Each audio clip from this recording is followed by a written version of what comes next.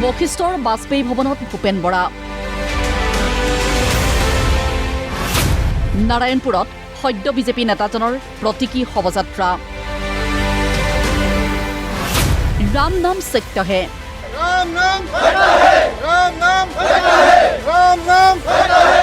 বিহপুৰীয়াতো একেই ক্ষোভ, একেই দৃশ্য।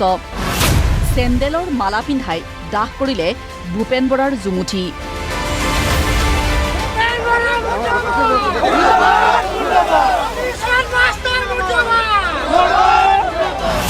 আৰু একো বাকী নাই, আৰু ক'তো স্থান নাই।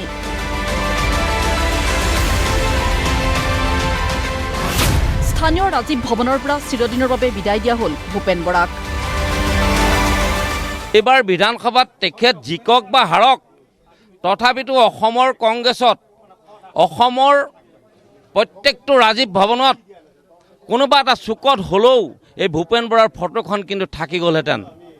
মই প্ৰত্যাহ্বান জনাইছোঁ তেখেতক, তেওঁ ইহ জনমত যদি পাৰে কোনোবা এটা বাজপেয়ী ভৱনত তেওঁ এখন ফটো কেৱল লগাই দেখুৱাওক। আমি বিদায় দিছোঁ, বিদায় দিলোঁ, অন্তৰৰ পৰা বিদায় দিলোঁ। আমি অন্তৰৰ পৰা বিদায় দি আমি তেওঁক ঠাইত আমি তেওঁৰ একবাৰ জুই কিন্তু আমি অন্তৰ স্থাপন কৰিলোঁ।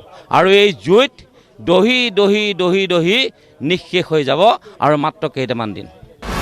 2021 চনত ৰাইজৰ পৰা 10-20 টকাকৈ তুলি নিৰ্বাচনত প্ৰতিদ্বন্দ্বিতা কৰিছিল ভূপেন বৰাই। তাৰ পূৰ্বে আনকি অংগনবাড়ী কৰ্মী নিযুক্তিটো নিৰ্ধাৰণ কৰি দিছিল হেনো নিৰ্দিষ্ট ৰেট। সেই কথা মনত পেলাই দি শৱযাত্ৰাৰ মাজতেই একালৰ সতীৰ্থৰ হুংকাৰ। তুমি আহা, হিচাপ নিকাচ বাকী আছে। তুমি যেতিয়া আমাৰ এই বিহপুৰীয়া সমষ্টিলৈ আকৌ আহিবা তেতিয়া হিচাপ নিকাচ কৰিম। যিদিনাখন আহিবা তাৰ পৰা গম পাবা।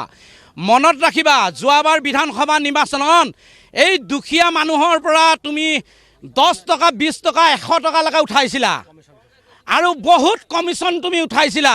এই অংগনবাড়ী কৰ্মী আৰু সহায়িকাবিলাকৰ যেতিয়া নিযুক্তি দিছিলা কিমান টকালৈকে ৰেট উঠিছিলে তাৰো হিচাপ নিকাচ ল'ম এইবাৰ।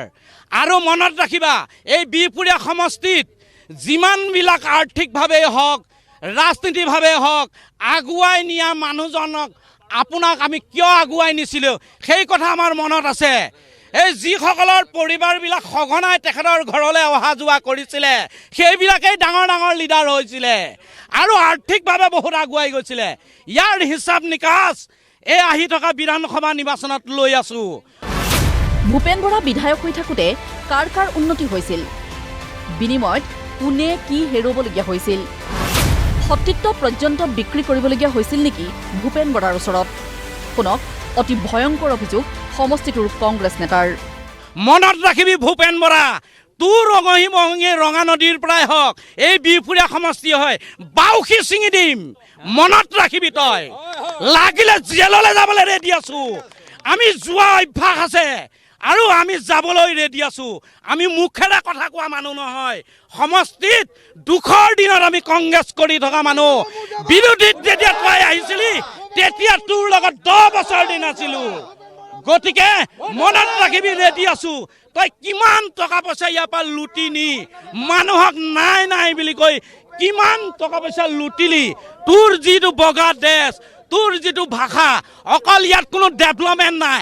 তই কবি মাধৱদেৱ কলাক্ষেত্ৰ বনালো, আমুক বনালো, পনাক বনালো। তই বনালি নেকি মাধৱদেৱ কলাক্ষেত্ৰৰ যিটো জমিন তই দিছিলি নেকি? তোৰ পৰিয়ালে দিছিলে নেকি? তোৰ কিবা অৰিহণা তাত আছে নেকি?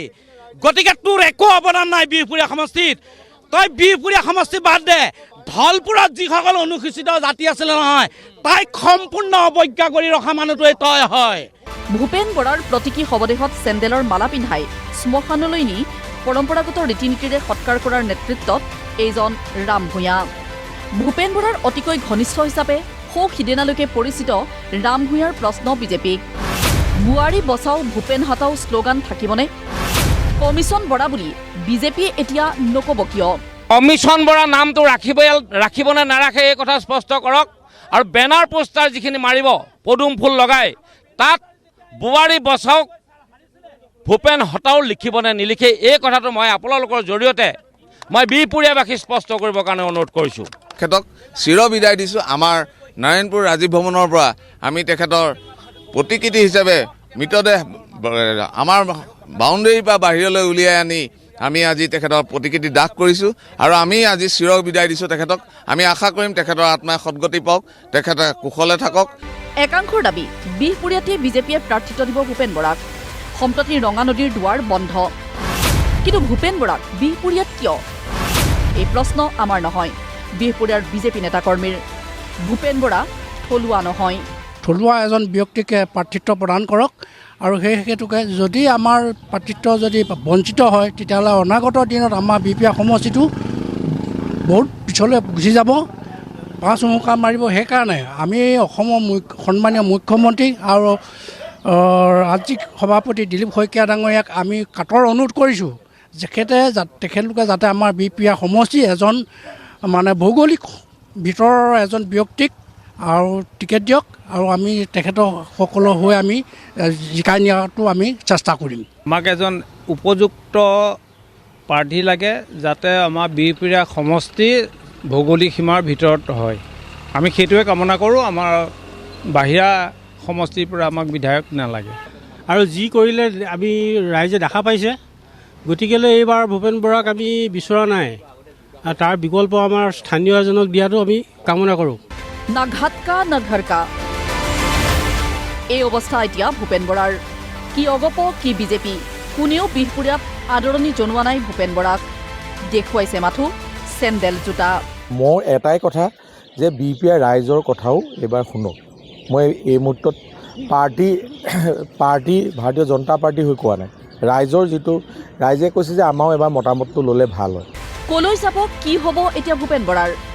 স্থান হেৰুৱালে মানুহ হেৰাই, তাৰ দেশ দেশ প্ৰমাণ। ভূপেন বৰাক আনকি নাৰায়ণপুৰৰ ফুলনি থানত শৰাই আগবঢ়াই বিদায় দিলে কংগ্ৰেছ নেতাই।